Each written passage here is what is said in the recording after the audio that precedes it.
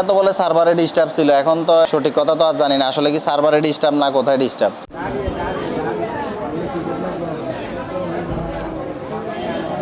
Chittagong medical college হাসপাতালত server ত্রুটির কারণে সাময়িকভাবে সেবা কার্যক্রমে বিঘ্ন ঘটায় চরম ভোগান্তিত ফৈজি রোগী ও তারা স্বজনকল।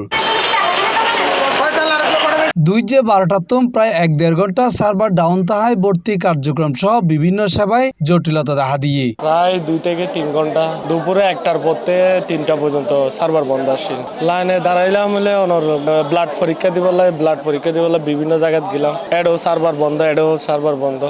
একটু সার্ভারে ডিস্টার্ব করে দিলাম, এই ঘন্টা 2 ঘন্টা হবে, ঘন্টা 2 ঘন্টার মতন লাইন কারণ খুঁজি।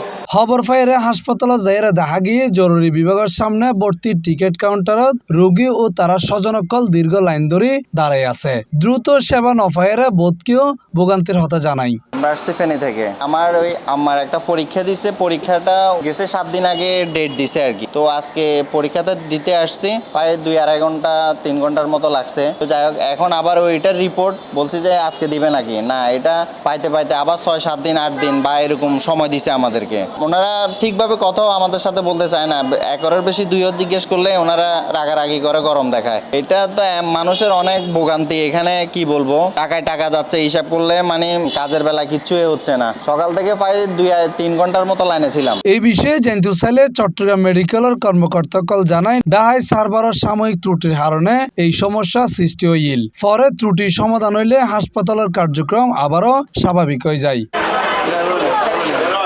C+ TV Chittagong.